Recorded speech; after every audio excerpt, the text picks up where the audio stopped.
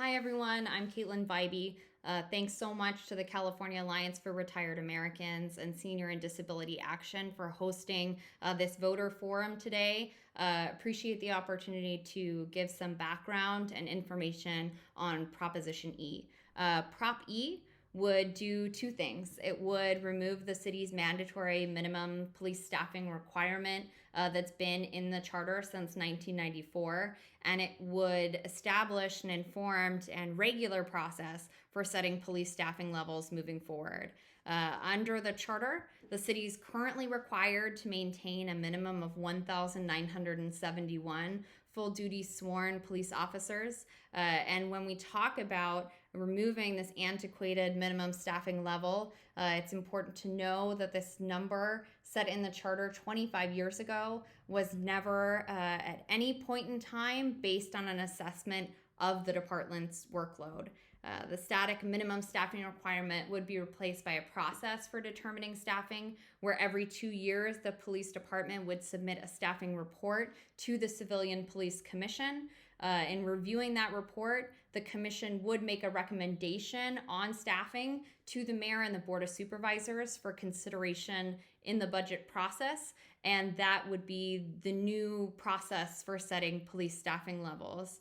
Of course, when we talk about setting police staffing levels, we aren't talking about just a number. We're talking about staffing decisions that impact which neighborhoods have more officers than others, how quickly police are able to respond to emergency calls in different neighborhoods across the city, how well our police officers know and understand our communities, how accessible public safety services are to our immigrant communities and community members with limited English proficiency. And of course, we're talking about what resources are left on the table as a city for us to invest in public safety outside of law enforcement. The mayor and other city leaders have announced that they're going to join a growing number of cities and begin deploying teams of social workers or substance use counselors to respond to calls for service when these professionals would be better equipped to address people in crisis and to offer assistance.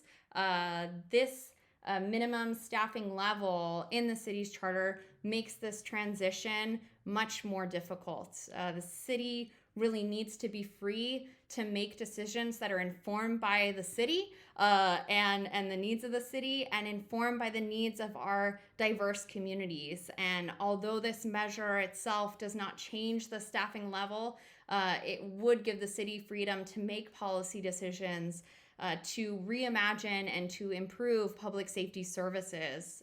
In order to do that, we really need to remove the handcuffs that the mandatory minimum staffing requirement has placed on San Franciscans and on our budget for the last 25 years. I want to mention that this measure has the unanimous support of the Board of Supervisors. It's been endorsed by the SF Democratic Party, the SF Labor Council, the Harvey Milk LGBTQ Democratic Club, the SF Young Democrats, along with many other clubs and organizations. So I want to say thank you again for this opportunity to speak with everyone today. I hope you'll support Prop E in November, and I hope everyone stays well and takes care. Thanks so much.